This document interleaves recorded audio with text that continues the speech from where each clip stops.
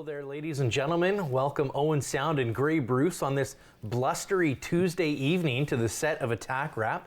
I'm your host, Nick Kennedy, joined today by Greg Hodnott. And it's going to be a little bit of a different looking show today. For the first time in quite some time, you're going to be able to text your questions or email your questions into the show. Now, there's a number that pops up on the screen anytime we have a trivia question. Normally, we're asking you the questions and you're texting in your answers to win tickets. Today, it's going to be a little bit different. I have no notes for today. So you get to send questions into the show and we will do our best to answer as many of those questions in as much detail as we are able to do. So you can see the number there at the bottom of your screens, or you can send an email there as well, and those will go to the production room and they'll be forwarded on to us, and we'll do our best to answer those questions. Today I'm joined by Greg Hodnott. Greg works in the front office. Do you want to give a little quick kind of, Sure. I know you were on last year, but for those that might have missed that episode, what do you do? Yeah. What's a normal week look like, and are there normal weeks? Well, I'll answer the last one first. There is no normal week. Yeah, I figured. Junior hockey and working in the hockey world, it really isn't, there isn't a normal week. Maybe when the team's on the road, we get a normal week. Right. But even then, sometimes I wonder. I'm the manager of marketing and communications for the team, and carry a lot of different hats. Essentially, during the summer, I'm selling a ton of sponsorships, so a lot of the ads there. We have a couple other people, Mark Morris, and actually our assistant coach this past summer was doing some selling for us too, which was really helpful. And trying to put together our game night experience and things like that. We're also putting together, I'm also responsible right now, one of the big things we're working on is trying to finalize seasons ticket renewals for next year and what that looks like and costs and suite renewals. And pretty much I touch all facets of the business side. And then I do a little bit of helping out for Dale on the hockey ops side, and I say helping out, figuring out when players have to go somewhere and getting them there or finding people to get them there, and organizing that type of thing for them. Right. Once he's made, guys got to come from the airport, well, they've got to get here somehow. So it's usually myself, or there's a couple of volunteers we have that help us out and take them. And so it's kind of my role to help with that. And then obviously work with the coaches on other things that we can support through the business side for them. Yeah. Excellent. Well, I'll let you kind of lead with a couple of answers here as well as people are sending questions in, I'm sure, today. You're wearing an Owen Sound Top Prospects Game quarter zip here. Talk a little bit about why Owen Sound is on that shirt right now. You know what? We've had a lot of success over the time of back to the Platers days of hosting league events in our venue. And the Connor McDavid Top Prospects Game is going into its third year, just finished its second, and we were asked to bid. So there's a couple of teams that bid, and we really, for us, unfortunately, the Memorial Cup is not something we bid for. Our building just isn't big enough. So there's certain events that are out of our reach within the league to bid for, but this is definitely one of them, and it kind of falls into that lineup of we've hosted Canada Russia a number of times, and it's a great event. It's a new event, and we've been tasked by the league at looking at how we help grow this event. And, they look at our market as a way to do that. They look at the support we get from our fan base and realize, that we can fill the Bayshore and that's fine, but that our fans travel, the Attack Pack and all the bus trips and things like that, again, so in future years, hopefully we can develop that and maybe some of our fans are traveling to see our guys play in, wherever it is in Oshawa or in Brampton or somewhere else, like that. And so it's a great opportunity for us, not only to see the top draft eligible players in the OHL, but also to see some top prospects from the GOHL, who, this past year we had two prospects playing it, Alexander Lisi, who we just saw this past weekend up with us, and Nick Gilby, who fans got to see opening preseason weekend in Collingwood. Right. And they played against each other in the game, and then it's sounding a lot like we're going to see the U16 tournament come back again. Excellent. From that perspective. So again, getting the opportunity to go and see those top draft eligible players that would be draft eligible into the OHL. Right. So again, it's a great opportunity, a great event, and for us, we're looking at ways, right now they've got kind of the meat and potatoes of it, and we're maybe now looking at what we can do from a community perspective. Is there another entertainment aspect we can bring into it? Sure. Is bringing some of the games in Peterborough, the GOHL and the U16s were played at their, call it, recreation center rather than at the PMC. Right. We're looking at it as, can we bring those games and give those people the Bayshore experience for that? And again, with some of the challenges we'll have there is, there was 500 people watching all those games in Peterborough. Well, we want to have 3,000 people watching those games. Absolutely. Here, and I think there's that opportunity. I think we have a great community to drive that. Mm-hmm.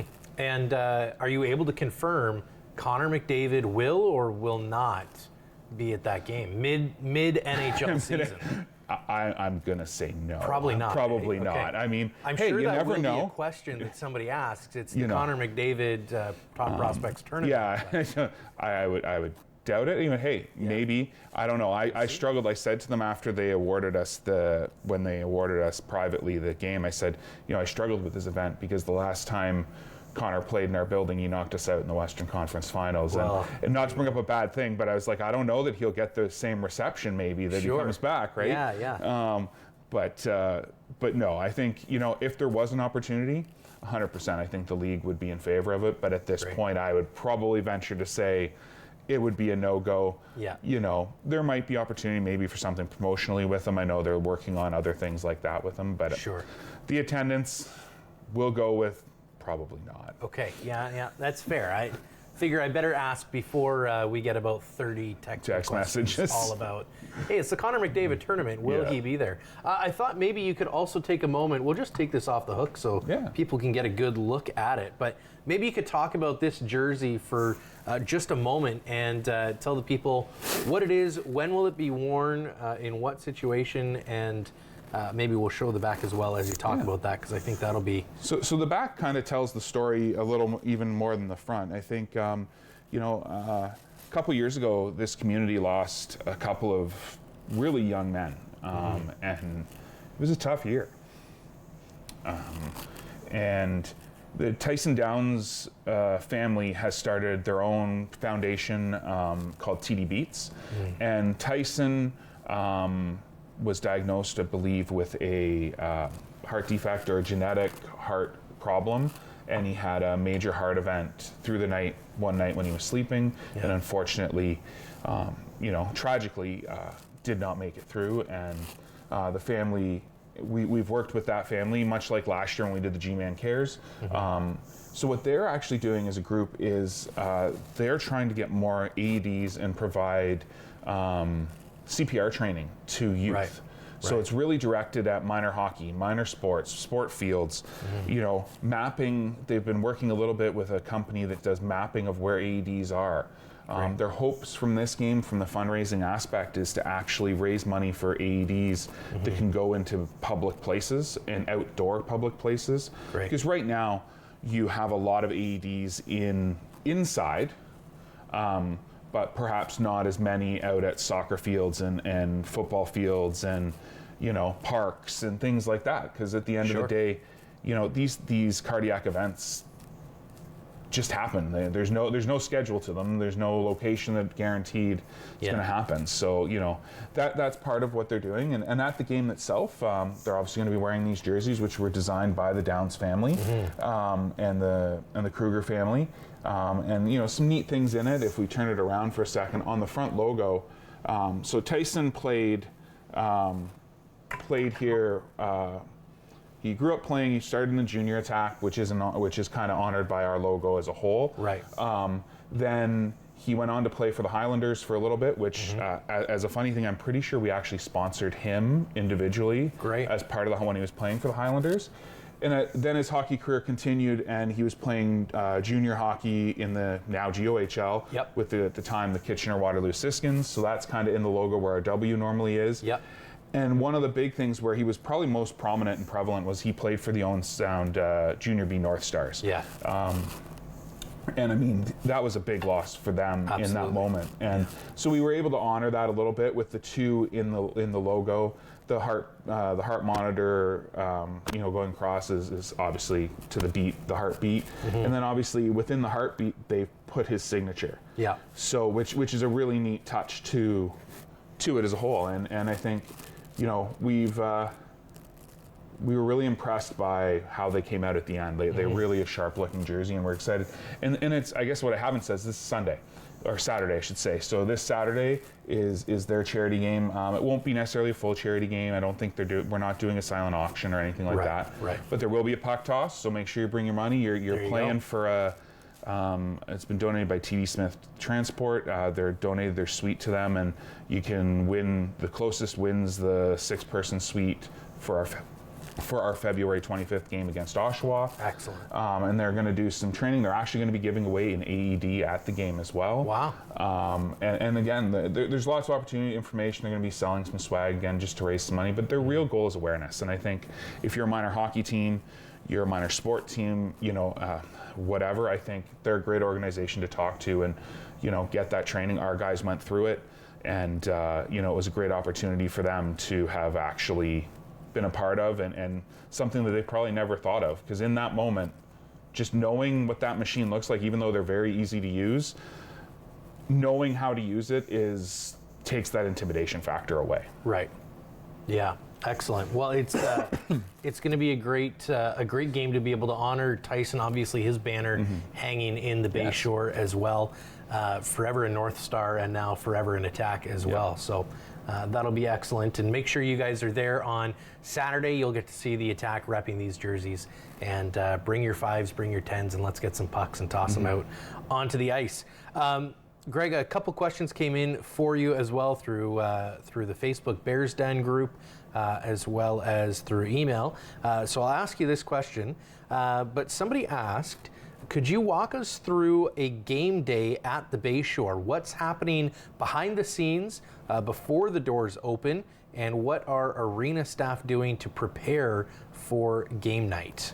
And then as an aside to that, they've also asked, is the inflatable bear ever coming back?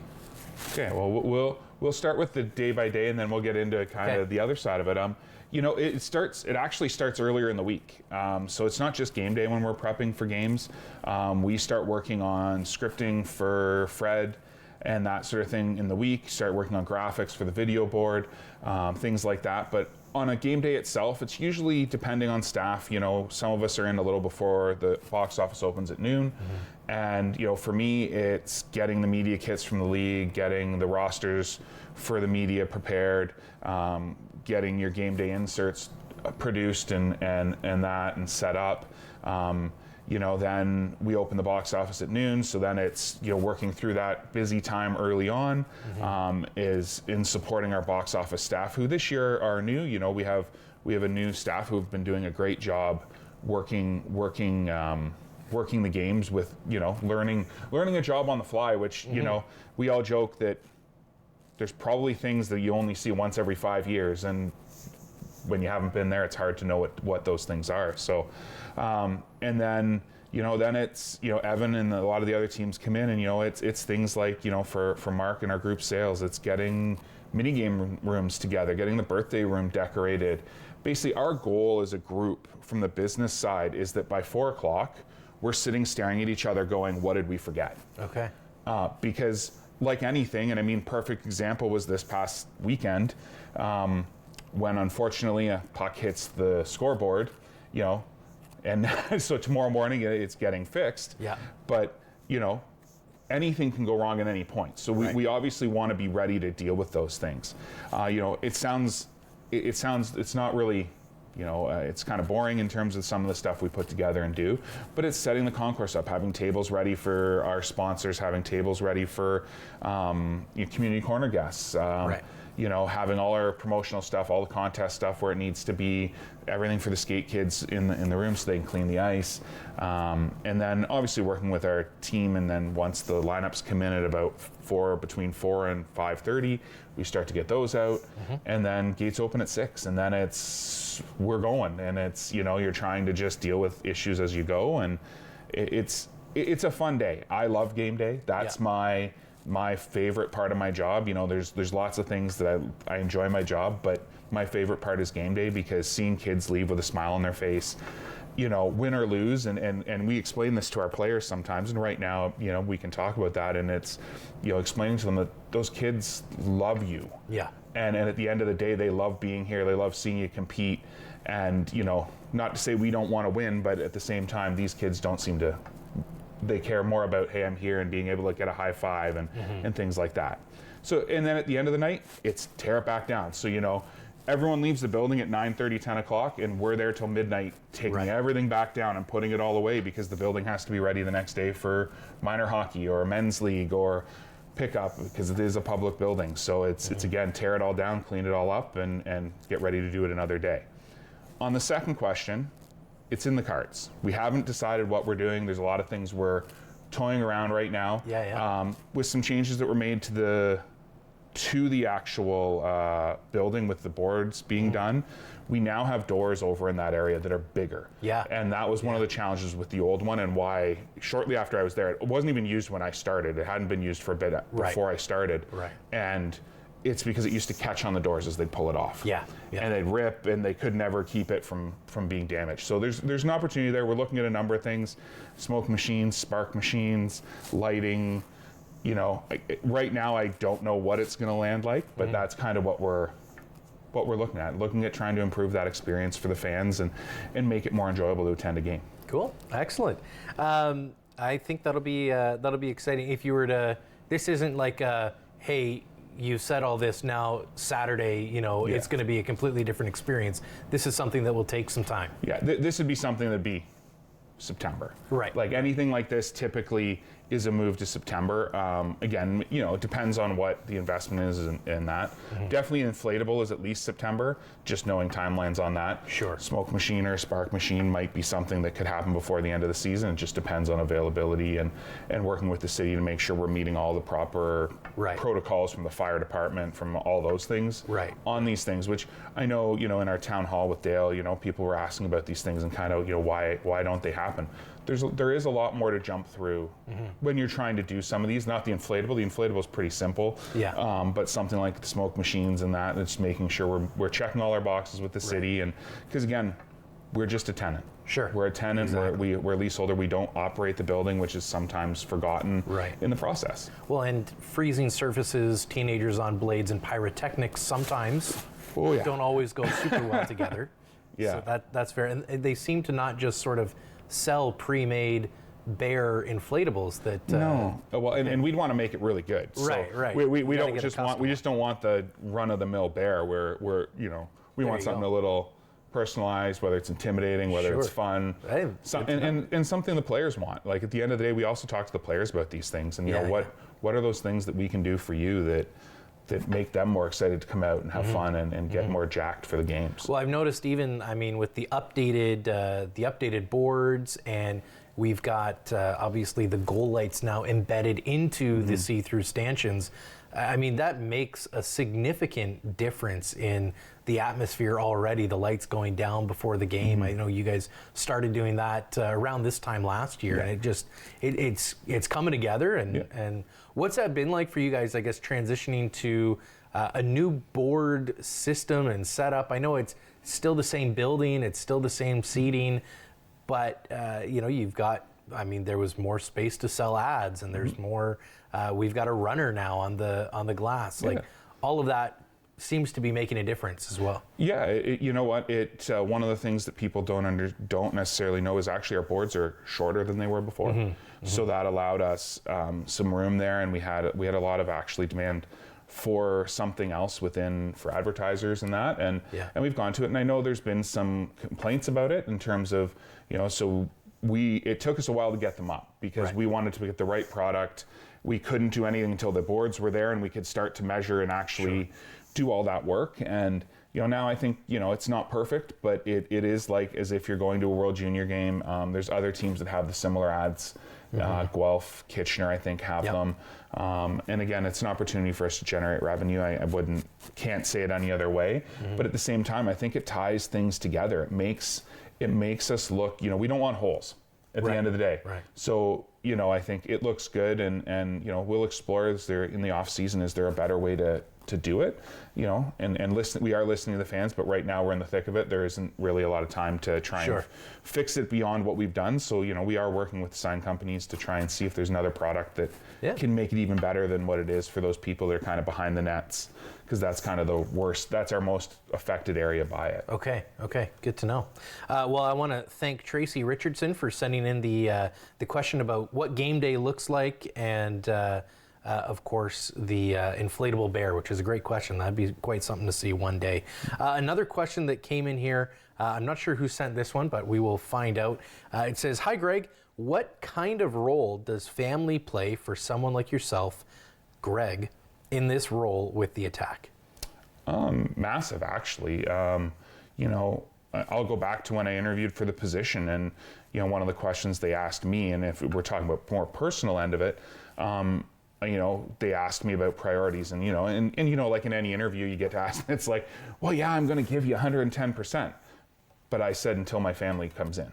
Right. At the end of the day, they are priority number one, and you know, our ownership group is phenomenal at that, and understanding how important your family is. You know, you can find my kids at the games with my wife on weekends, typically not their weeknights, just school and that, and you know, and if my wife's working, the kids are there with their grandparents and that. My youngest, I joke that I think she runs the arena, because she's always running around and that, but you know, it's important, and it's like I said before about my game day experience and why I really enjoy it, is that group is what drives us. That's our future fan. That's our future seasons ticket holder. That's our, you know, and if we can get them and excited about the team at a young age, we don't lose them. Unlike some teams, you know, unfortunately here, we do have some post-secondary education available here, but we tend to lose our fans when they go to school, because most of that young population moves on to, you know, the likes of Waterloo, Laurier, wherever. But one of the things we've been able to do that maybe some teams aren't as successful with is we've been able to hold on to them. They watch our games from wherever they are. Right. And then when they're home, they're coming to them. And then if they do move back to the area, they turn into our sponsors. They turn into our seasons ticket holders. And I think it's that sense of community that we do as a whole in getting the team out to practices, getting the team out and doing the skates every Sunday and things like that really help drive that home. Excellent. Awesome. That's great to hear. This next question is coming to you. And by the way, I'll just send out another reminder to you. We will be chatting away, so feel free, send your questions into the number that's just right down here on the bottom of the screen. We'll try to get to any of those questions that come in. Again, you can ask questions to Greg. You can ask questions to myself as well if you'd like. Anything Attack related, we'd love to hear your questions and be able to interact with you in that way. This next question comes to you from Paul Byers, and he says, or he's asking about considering having a growling bear on screen or sound effects like that, similar to Sudbury with their wolf sounds. A wolf on a cable. I don't know if we can fit a bear on a cable. That might be, but maybe, you know, maybe part of a bear. I don't know. And flashing lights when a goal is scored. So I think just maybe he's asking a little bit more about some of the game day stuff that you guys are looking at. So again, that you're getting right into what we're working on. So one of the things we as an organization have done, and you can see it in the jersey designs we do, and we don't just like to throw things at it. There are lots of sounds out there that you think they're tagged as they're a bear, right? But they're not a bear. Right. They're a wolf. Yeah. They're a cougar. They're a whatever. So, and some of them aren't high quality enough to actually utilize in what we do. So I can tell you Evan is painstakingly working his way through some of those sound effects right now and trying to find the right ones. So Paul, we are working on it, and he is working to try and find that right one. We think he seemed to think he was finally on the right track with a couple that could work. And again, the problem is I joked with him, I said, we just need to go to the Toronto Zoo. Sure. And we'll make the hike back to the Canadiana exhibit. And then we'll get the zoo to, like, you know, make them do something, make them growl at us. I don't know. Throw them a steak. We'll throw them a steak. Maybe they'll want it, and we can get that sound. But, you know, definitely that side of it.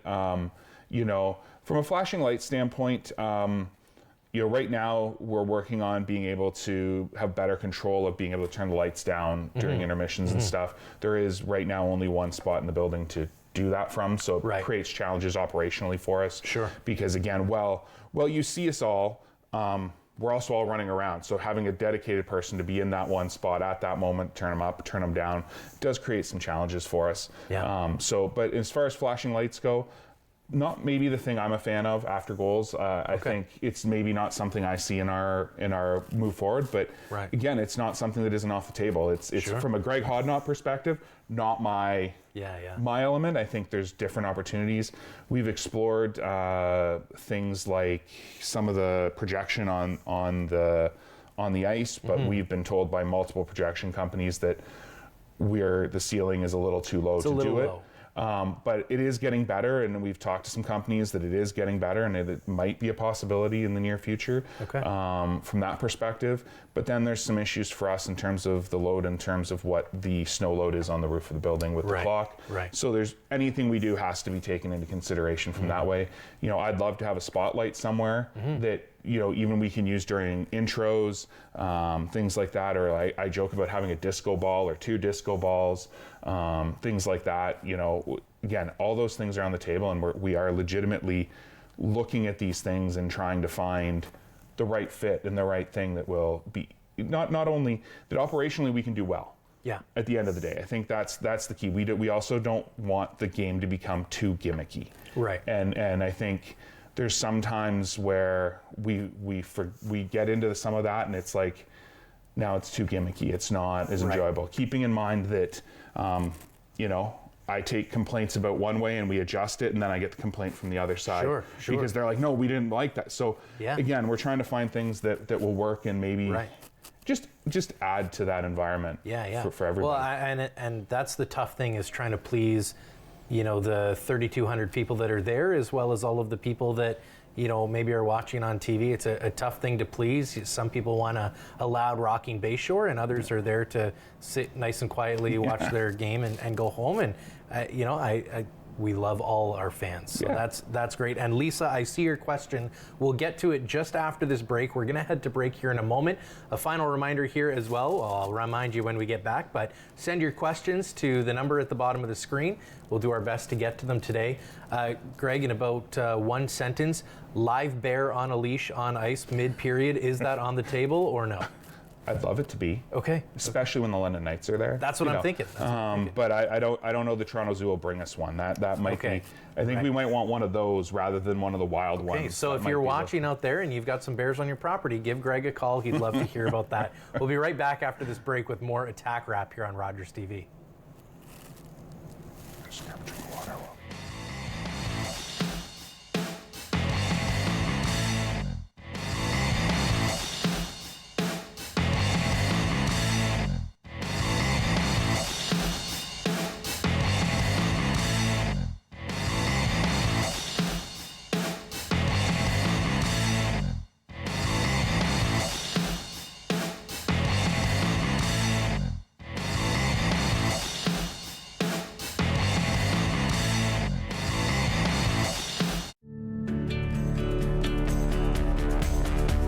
This program is brought to you by Rogers Xfinity, connecting you to more of what you love.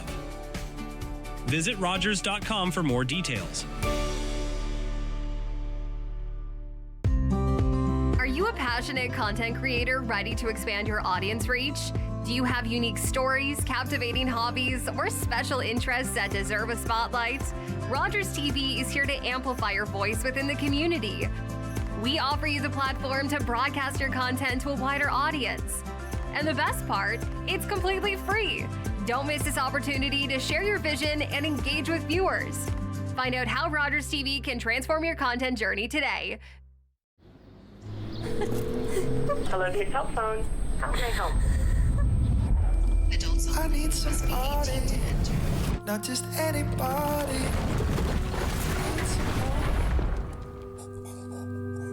Won't you please, please, please, please, please help me?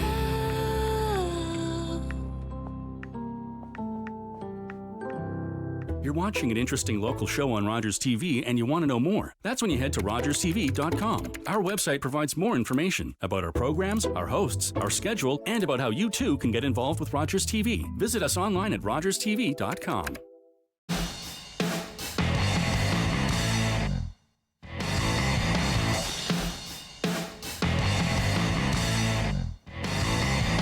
Gentlemen, welcome back to Attack Wrap here on Rogers TV. I'm your host, Nick Kennedy, joined today by front office, business manager, and all things Owen Sound Attack related, Greg Hodnott. Thank you, everybody, for joining us here on Rogers TV. And again, you can text in your answers. Whoever texts in an answer today, by the way, to the number that you see at the bottom of your screen there, will be entered to win the tickets for the next two home games. So a few of you have already sent in questions. I've seen a question from Lisa. Tracy Richardson has sent in a question. Paul Byers has sent in a question. You'll all be entered into the random draw to win a pair of tickets to tomorrow's game against the Kitchener Rangers at home starting at 7, and Saturday's game where the Owen Sound Attack will be repping these excellent jerseys, I believe against Guelph. Am I correct about that? Yep. Guelph will be in town, so be sure that you get your tickets or text in a question if you want a chance at winning a free pair of tickets. I'll get to Lisa's question here. She said, with the current down mood of the team, why haven't the Attack recognized Bell Let's Talk Day? Is there any plans on maybe doing something like that, or is that an NHL focused thing versus an OHL focused thing? Well, so we actually do, we work with, we have a partnership with CMHA, which comes in February in terms of mental health. And it's something, we talk about mental health every day. So as an example, we have a program, all our school visits, our school visit program is partnered with CMHA. Great. And with Jackie Ralph and her team. And, you know, we do talk about mental health every day. And, you know, one of the things, not to say that we don't do things with Bell Let's Talk, but we in the past haven't done a ton. We usually do one small bit there, and through the month of February, you'll see a lot more mental health discussions, videos from the guys, things like that as part of our Talk Today, leading up to our Talk Today game on, I believe it's February 25th, if memory serves me right. And, you know, and that's the relevance. So like example, I'll walk you through kind of a school visit that Evan does with CMHA. And, you know, we take 3 players usually. And the big thing is it starts off with, I think it's 5 mental health questions. And they range from, you know, what's it like to be traded? How do you deal with social media and negative conversations and things like that? And what do? You know, who do you rely on for support and things like that? And then obviously we get into the fun part stuff with the kids and they get to ask other questions, and then they play some floor hockey. But it's been an amazing thing over the 10 years I've been here. I know Jackie loves to tell a story about Aiden Dudas and talking very openly about his challenges after his mom passed away. And there happened to be a kid in the building who kind of had a similar thing, and you know, was very, after it was over, you know, stood and talked about what he does and how he manages it and managed it from that. And so, I mean, it's a really impactful thing. You know, Bell Let's Talk Day is great, and I'm not taking anything away from it. But I think we need to do a better job of talking about mental health every day. And you know, one day is great. We bring attention to it, and there's lots of people that jump on that bandwagon for that reason. But again, I think we really need to do a better job of looking at it 365 days a year. And I'm not saying throwing in people's faces, but little things like programs we run like that with the school program. And I'm sure there's other opportunities there as well with, you know, Jackie at CMHA and other groups like hers. Yeah, well, and I mean, it's great as well to be able to support something that is locally in our town and in our schools and things like that. So I'll get to the second half here of Lisa's question. I wanted to give you an opportunity to deal with the first half. The second half, a little bit different. She says, we haven't seen the players together in a video since Halloween. We usually get something involving the boys at the holiday time in December. Is there anything maybe in the works where I'm assuming this is social media or Instagram or something like that? getting the boys involved in some videos. Yeah, I think that's definitely in the cards here.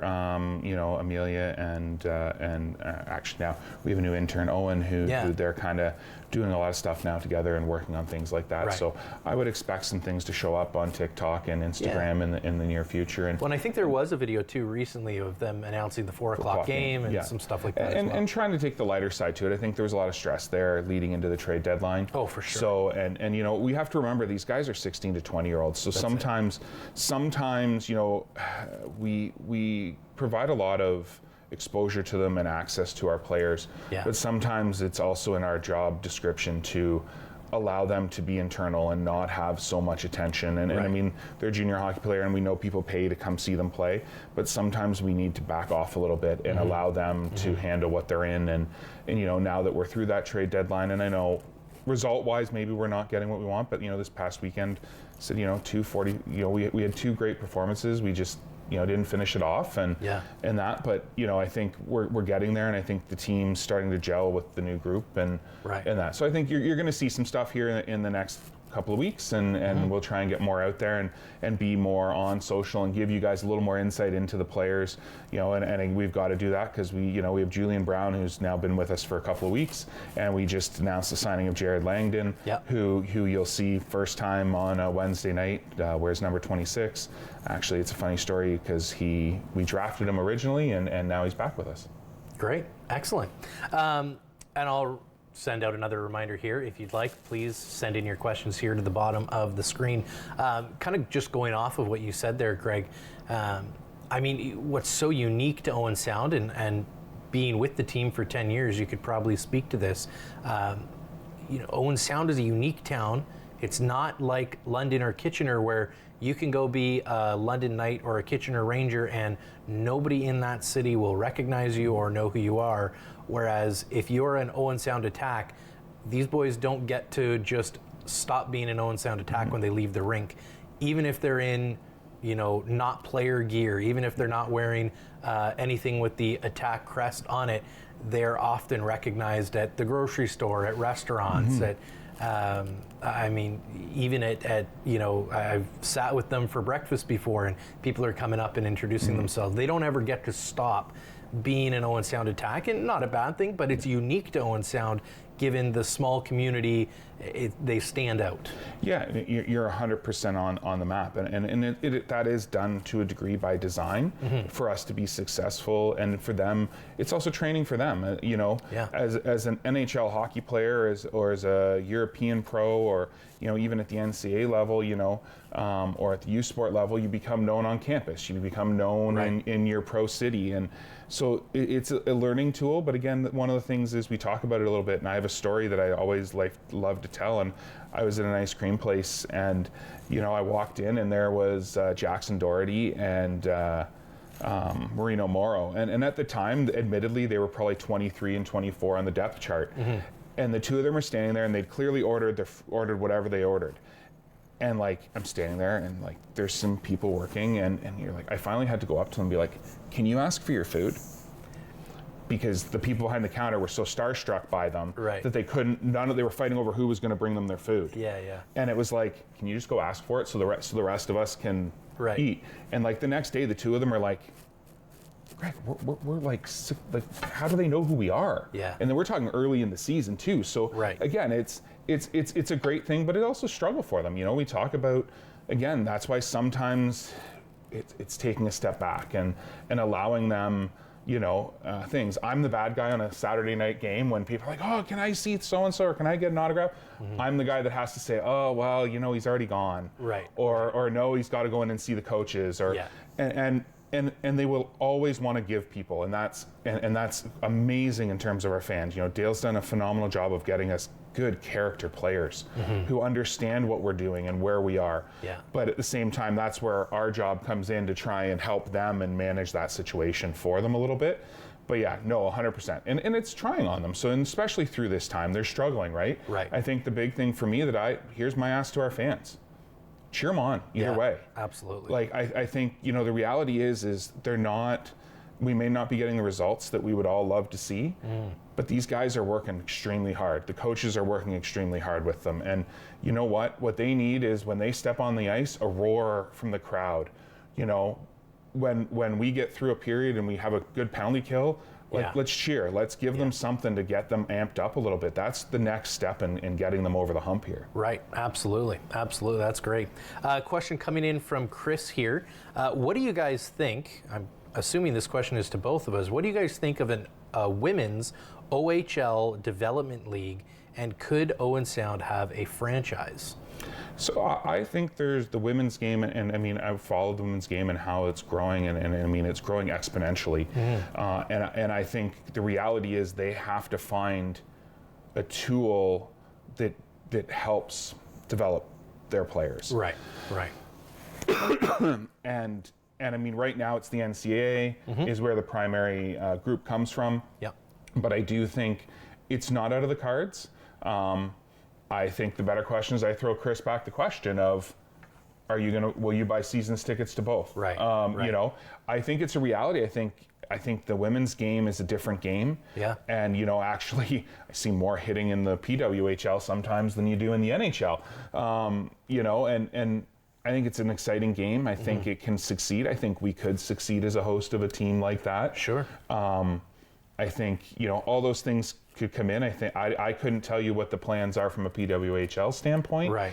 Although I can tell you there's a lot of people on my end of the business that actually moved from the OHL to the PWHL. Yeah. So if that tells you some of their successes and how they're having successes from a promotional standpoint, is there's a lot of good people that have left the OHL from various teams, from the different leagues, and have taken their craft to there from a business side and from a hockey ops side, which is exciting. For it's sure. just another avenue of development for people in the sport business. Well, and the PWHL as well, I think some of the rule changes they brought in, they have found a niche for what product they're offering. And I mean, I think that's going to continually grow, and it's going to expand the women's game. I mean, it's now given young girls that are playing AA or AAA or single A kind of a goal now that they can reach for, where before, you know, you were trying to make a national team and, you know, being a pro wasn't necessarily a viable option. Now it is a viable option where they can continue to hone that craft. And I think, you know, we'll probably see it this year at the Olympics in Italy, where I think the women's game will be probably more intense than it ever was. And I mean, it was incredible back in, I think it was the 2014 Winter Olympics. Like, that was one of the most exciting women's final against Canada and the US that we've ever seen. I think it's only going to get more exciting now that being a women's pro hockey player in the PWHL is a continually more viable option for young girls. Oh, for sure. And I think from an international game, it's going to be interesting to see how the PWHL has a footprint internationally, because there are lots of pro women's leagues in Europe, and I can't name many of them, but I know there's a number of them. I know there's a number of players.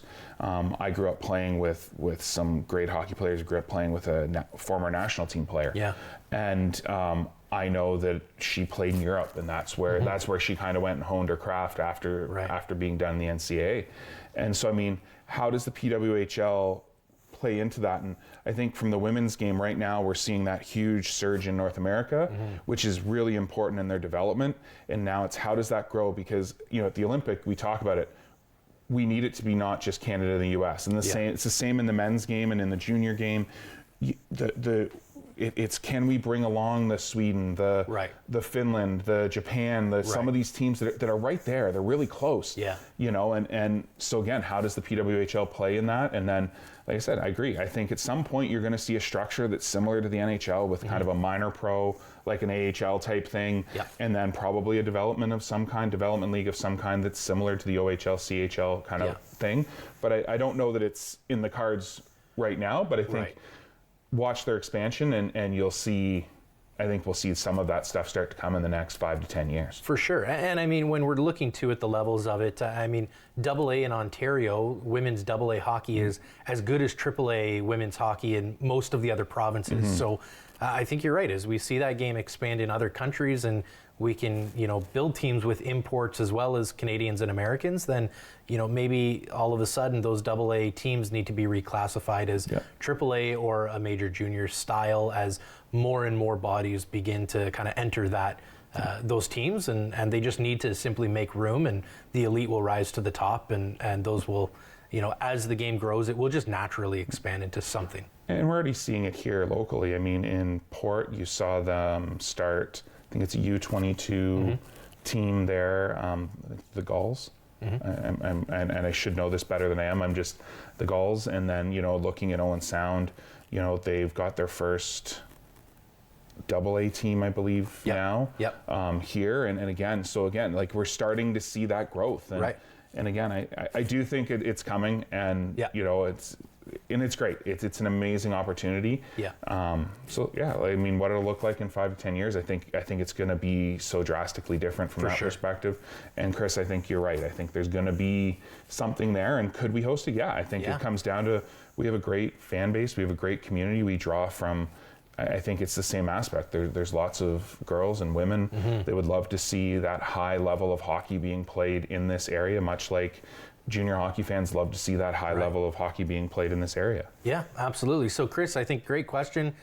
Your question's probably also even, you could direct it to the city. I mean, it's a public building, so it's not up to the Attack necessarily to be able to host a new franchise. And I think that, as you had mentioned, Greg, it is growing and it is coming, and there's nothing that I guess the Attack can really do procedurally to hurry it along, because it just simply is, as more and more people want to play, more and more girls want to play, it will just that will naturally sort of come about, and we'll see more teams being created. So great question, Chris.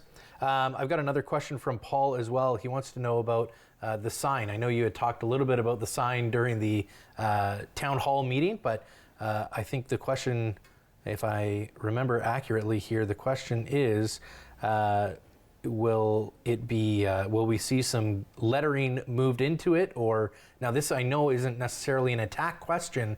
It's similar to maybe half of Chris's question. Sounds like more of a city answer. Yeah, so obviously I think he's referring to the sign that's out at the road at the Bay Shore. Reality is that is 100% a city thing. It's not ours. It's not within our control. I know that I believe in the capital budget with the city to replace, I actually believe it's to replace that sign with a digital sign, as well as the sign at the rec center. And I could be corrected if I'm wrong, and Pam, if I'm spouting stuff I shouldn't be, I apologize. But I believe it's in that budget to do that. We've talked to the city, and we're pretty confident. I believe it's in the next year or so. So again, there's not much we can do to speed that up in the grand scheme of it. I think there's definitely some opportunities. Again, we talk about technology and what we're looking to do. Is there an opportunity? As much as I love the Harry Lumley Bayshore sign above the entranceway, is there something?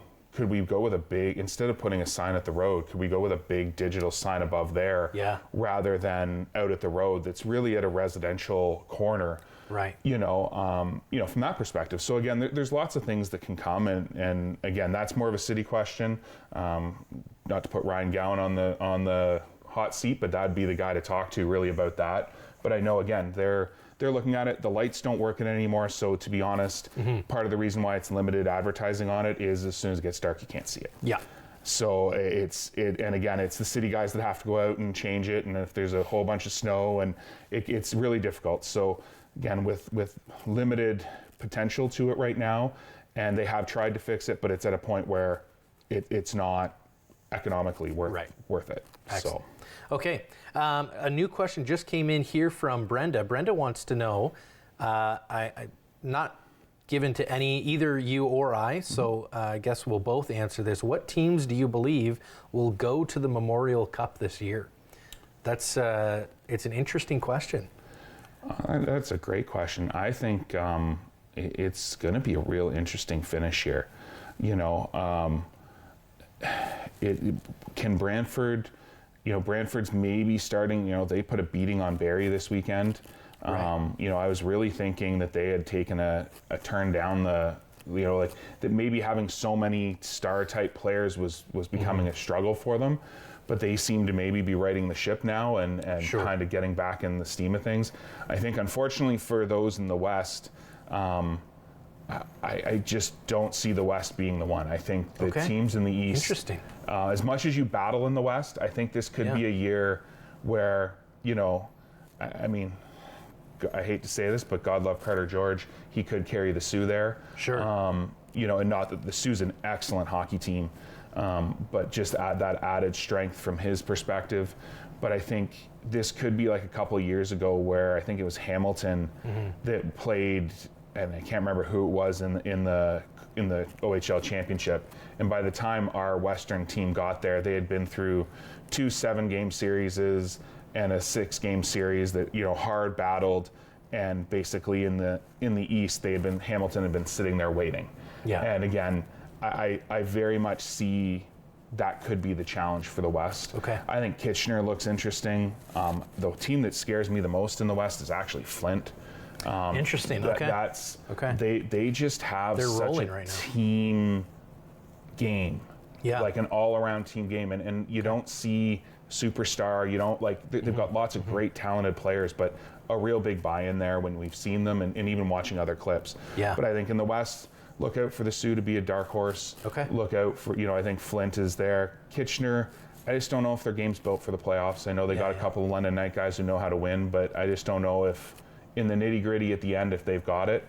But I think the East might be it, and it might be Brantford. I could see Barrie with some of those guys maybe giving Brantford a run, even though a rough game this past weekend. Sure. Okay, well, I'll give you my answer then, Brenda, as well. I would go similar to you. I think that I think the East has a very strong showing of teams this year. However, I think maybe the new juggernaut in the West is going to end up being Kitchener. I mean, they've been up there for most of the year. I think that after the deadline, bringing back their big defenseman that was injured most of the year with Belleville, I think that Kitchener may be, and I mean, it gives me a little bit of hope for the Attack as well here too, because we've battled Kitchener so incredibly well this year. I know not the results that we're always looking for, and obviously a third period that, you know, the Attack would love to get back the other day, and I'm sure are going into this Wednesday. I mean, they scared the Rangers that game, and so I think the Rangers are gonna, I mean, they're gonna come in battling, and I think the Attack are ready to bring it. I think that gave them a little bit of confidence that game. So for sure. I think for me, the Rangers are probably the team in the West to I think upset. I mean, Flint has had Windsor's number all year. It'll be up to kind of how it works in the seeding, whether Kitchener is going to have to get past Windsor or whether they're going to, get to Flint. That's yet to be seen. But I'd go with probably Kitchener, and then in the East, it's tough. They've got a deep roster this year, all teams there, but. Obviously, they've been rolling. I know they've got a bit of a younger team, but sometimes you need that Cinderella story to kind of push you the rest of the way. So we'll see. I think that'd be a fun final. I mean, obviously, Brantford, you know, they've made a ton of moves and spent a lot of money to get the team that they have, but I think it'd be kind of fun to see a bit of a Cinderella story from the 67s taking on the Rangers that aren't as much of a Cinderella story. Maybe Flint would be more. That would be the Cinderella versus Cinderella story. So And I didn't really take too hard of a thought about Ottawa, but Ottawa has been quietly just putting in a season. Absolutely. Or, you know, so again, I think, and that's where I say the East is deep, but I just don't know that you're going to see those 7-game battles. I think that's, I think one of them's going to take it and just run, right? Like, whereas the West just battles so hard all year long. You don't see those same battles in the East all regular season long. Absolutely. And then in the playoffs, it just gets so much tougher to get out of the West. So I think that's where my struggle is that I'm just worried one of our teams, whoever comes out, and again, Kitchener's good, you know, can you go 7 games 3 times and then play a team that's maybe not as beat up as you? Right. Yeah, absolutely. Yeah, I think that's fair. And I'll give you guys kind of one final chance here. You got about 3 minutes. If you want to send in a question, you can use that number at the bottom of the screen and you'll be entered to win the tickets for this week, both Wednesday and Saturday. If we don't get to your question, you'll still be considered as well for those. So if you do have something, go ahead and send it in right away. I'll give you a question directly from Nick Kennedy. He's sent in a question, and it is, how is the trade deadline for you guys in the front office versus, in the back hockey ops, sort of, making the deals and they're figuring out the equipment and getting kids packed up or getting kids unpacked. For you guys in the front office, I know part of what you do, but maybe you could talk a little bit about that. It's just as stressful. Yeah. If you want the honest truth, from the guy who's marketing the team, you have an idea of what it might look like, at the when it's all said and done. But there's trades that you never think are going to be made. There's times Dale calls and says, "Hey, we've made a trade," right? And you're like, "You moved who?" Yeah.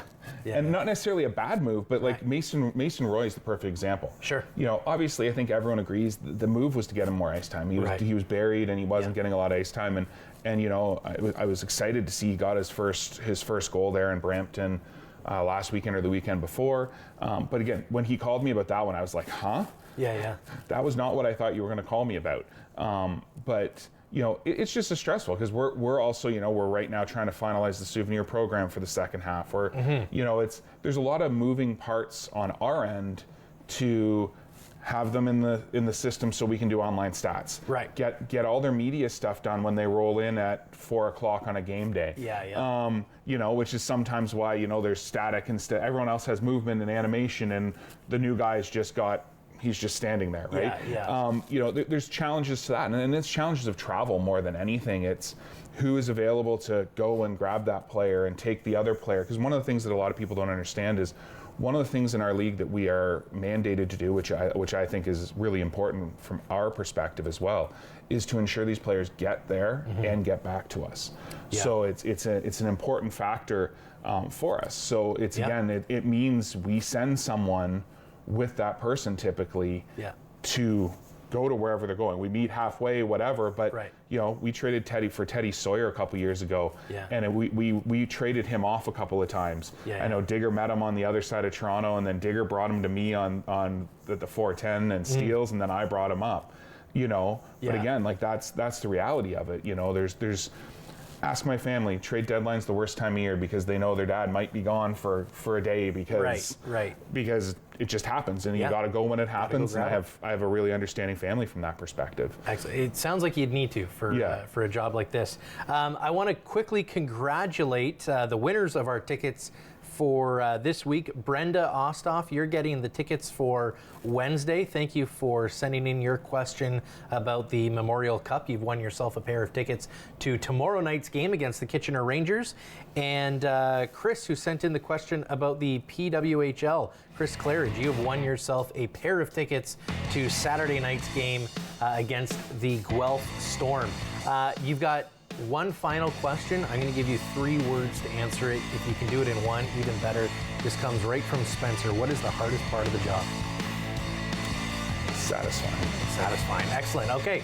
Ladies and gentlemen, we'll see you this week, tomorrow at the Bayshore at 7, and this weekend against the Guelph Storm. See you there at the Bayshore and on Rogers TV. Bye for now.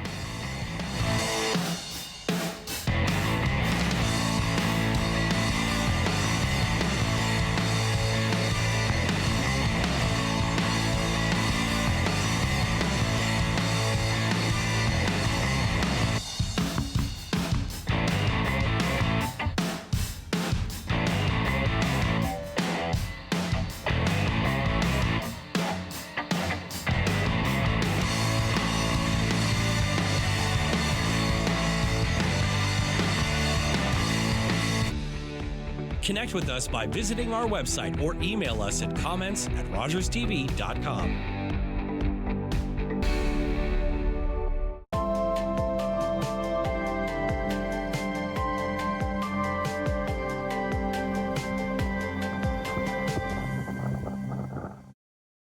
For 25 years, you've been helping to make our roads safer by doing the right thing.